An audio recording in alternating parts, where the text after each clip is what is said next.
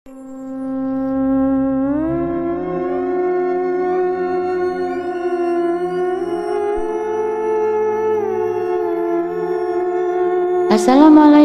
warahmatullahi wabarakatuh.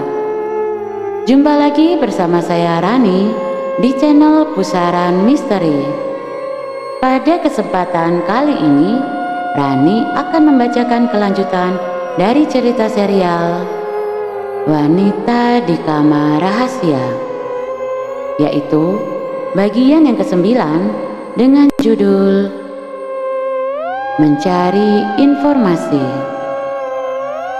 Kisah ini ditulis oleh Min Hazel, dan bagi teman-teman yang ingin membacanya secara langsung, silahkan berkunjung di akun Facebooknya. Linknya sudah ada di deskripsi di bawah ini. Tidak perlu berlama-lama lagi, kita langsung menuju ke ceritanya. Selamat mendengarkan. Wanita di Kamar Rahasia, bagian ke-9. Mencari informasi. Jasima, aku kira siapa pagi-pagi nyariin. Ayo masuk. Silahkan duduk, sambut Ronald ketika istri dari karibnya itu datang. Ronald berusaha bersikap santai meski firasatnya mengatakan kalau kedatangan Jasima akan meletakkannya dalam posisi sulit. Perempuan itu duduk di kursi yang paling dekat dengan pintu. Ronald sendiri memilih tempat duduk di hadapan Jasima. Sebagai tuan rumah, Ronald menawarkan minum pada Jasima, namun ditolak oleh wanita itu. Aku tahu kamu akan berangkat kerja sebelum Narendra. Ia dulu pernah bilang itu padaku. Dia memujimu beberapa kali karena kamu bisa diandalkan. Jasima memulai dengan basa-basi. Ia sengaja memuji untuk mengambil hati Ronald. Bisa saja. Berlebihan Narendra itu, sangkal Ronald diiringi tawarnya. Aku tahu kamu cukup dekat dengan Narendra. Oleh sebab itu, sepagi ini aku sudah menemuimu. Ada perkara penting yang ingin kutanyakan. Jasima menatap Ronald dengan seksama. Lelaki itu sudah menerka apa yang akan dibicarakan oleh Jasima. Otak Ronald mulai bekerja. Apa harus jujur pada Jasima atau mendukung Narendra? Setidaknya sampai rasa penasaran karibnya itu terjawab. Ya, silakan saja. Soal apa itu ya? Ronald mencoba basa-basi. Jasima tersenyum melihat reaksi Ronald yang santai dan terlihat bersahabat. Ia yakin lelaki itu akan membagi informasi padanya. Narendra akhir-akhir ini bersikap aneh padaku. Maksudku, kami kan pengantin baru. Tapi kenapa dia lebih hangat saat kami pacaran dulu dibanding setelah menikah? Apa dia pernah cerita padamu sesuatu terkait hal ini? Selidik Jasima. Ronald termenung sesaat. Sungguh seperti makan buah si malakama. Jika tidak diberitahu, ia merasa tidak enak pada Jasima. Selain itu kasihan juga. Namun jika diberitahu, bisa-bisa dia diamuk Narendra. Masalah itu aku tidak tahu, jawab Ronald begitu menemukan lidahnya kembali. Narendra tidak pernah membahas hubungan percintaannya. Dia tertutup soal itu, imbuhnya. Jasima menatap Ronald, mencoba mencari kejujuran di mata pemuda itu. Saranku, kamu lebih perhatikan Narendra saja. Misalnya, menyiapkan sarapan spesial, membuatkan makan malam yang enak, atau membawakan bekal. Hal-hal sepele seperti itu cukup berkesan bagi kami para lelaki, kata Ronald sebagai usaha menghindar dari pertanyaan. Ya, semenjak menikah aku memang belum pernah membuatkan sarapan untuknya. Soalnya masakanku buruk. Aku lebih suka makan di luar daripada masak sendiri. Mungkin saranmu bisa ku coba, kata Jasima. Seburuk-buruknya masakan istri, pasti suami akan senang. Bukan rasanya, itu wujud perhatian, ujar Ronald.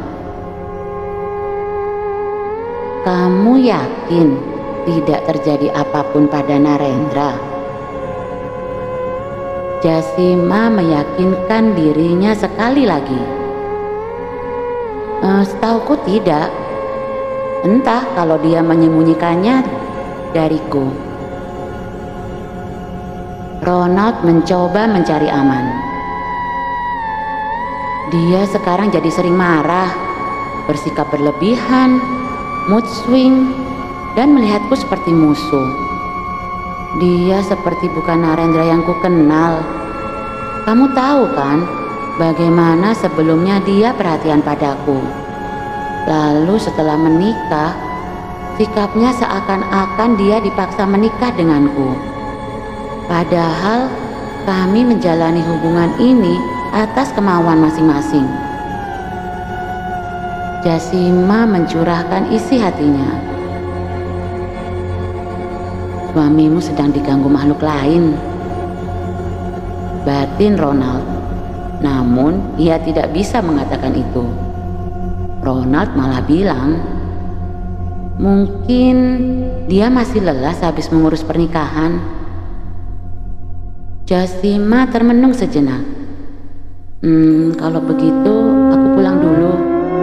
Tolong ya, kamu jangan bilang Narendra kalau aku kesini, pinta Jasima dengan wajah memelas. Siap, madam. Ronald tertawa sambil memberi hormat. Tingkah konyol itu membuat Jasima tertawa kecil. Ronald mengantar Jasima sampai ke depan pintu. Lelaki itu tidak beranjak sampai kendaraan Jasima menjauh. Kasihan dia. Lagian Narendra aneh-aneh aja, pakai demen sama malu gak jelas, gumam Ronald. Pria itu masuk, kemudian menutup pintu. Sepulang dari rumah Ronald, Jasima mampir ke swalayan. Ia ingat kalau Narendra suka opor. Hari ini ia akan coba masak itu dengan melihat resep di internet. Ada yang bilang makanan merupakan salah satu cara meluluhkan hati seseorang. Hal itu membuatnya tiba di rumah agak siang. Narendra sudah berangkat ketika Jasima pulang ke rumah. Karena perempuan itu punya rencana untuk mengambil perhatian Narendra, jadi meski pagi itu tidak sempat bertemu dengan suaminya, Jasima cukup merasa tenang. Lestari menyambut Jasima. Ia menanyakan keadaan Iskandar, Esya, dan putra mereka Husen. Oh iya, kakak iparmu kapan hari perkiraan lahirnya ya? Tanya Lestari. Aku lupa nggak tanya, Ma. Nggak kepikiran. Coba nanti aku tanya lewat WA saja. Jasima mengulas senyum. Sebisa mungkin ia tidak menunjukkan wajah muramnya di hadapan mertuanya yang baik itu. Oh iya, tadi Narendra nggak sarapan loh. Mama sudah maksa, tapi nggak mau. Anak itu memang suka semaunya sendiri. Mungkin sedang tidak mood sarapan, Ma. Hari ini aku mau masak opor. Mama ajarin aku ya, pinta Jasima. Tentu nak, itu makanan favorit Narendra. Lestari mengecek belanjaan menantunya. Melihat semuanya lengkap, perempuan itu mengacukan jempol pada Jasima. Keduanya lalu sibuk mengolah makanan di dapur. Selesai dengan urusan dapur, Jasima membersihkan kamar. Ia pasang spray, gorden, dan sarung bantal yang baru. Tak lupa pengharum ruangan ia ganti. Semua itu Jasima lakukan supaya Narendra kembali bersikap manis padanya. Hasil tidak akan mengkhianati usaha, batin Jasima. Selanjutnya, Jasima merawat tubuh. Ia memakai masker wajah, luluran, membersihkan kuku, dan mengecatnya, lalu meluruskan rambutnya. Wanita itu juga menyiapkan legir satin berwarna merah untuk malam nanti. Ia ingin tampil istimewa di depan Narendra. Ia melirik jam dinding. Sudah sore, waktunya Narendra pulang. Jasima yang sudah memakai gaun mini berwarna hitam keluar kamar. Ia harus membantu Asih menyiapkan makan malam. Mbak Jasima, cantiknya. Puji Asih begitu Jasima muncul di dapur. Mama kemana, Bi? Masih di kamar kayaknya. Mbak Jasima ya yang tadi masak opornya. Enak loh. Mas Narendra pasti suka. Lawang opor ayam yang di perempatan itu, yang dekat penjual martabak, itu kan ndak enak toh. Yang kayak gitu aja Mas Narendra suka. Apalagi masakan Mbak Jasima ini. Terang Asih seraya menata piring di meja. Semoga ya, Bi. Jasima senang atas pujian Asih. Harapannya melambung. Ia yakin usahanya ini akan berhasil. Di tengah euforia, tiba-tiba terdengar suara kendaraan. Itu pasti Narendra, Bi. Bi, tolong buatkan sirup melon ya. Aku mau kasih ke Narendra, ucap Jasima dengan girang. Baik, Mbak, baik. Asih cepat-cepat mengambil gelas tinggi, menuang sirup, air, lalu es batu. Tak lupa ia aduk, lalu diberi biji selasi yang sudah direndam. Kemudian ia memberikan minuman itu pada Jasima. Perempuan itu berjalan cepat menyusul Narendra ke kamar. Suaminya pasti akan mandi.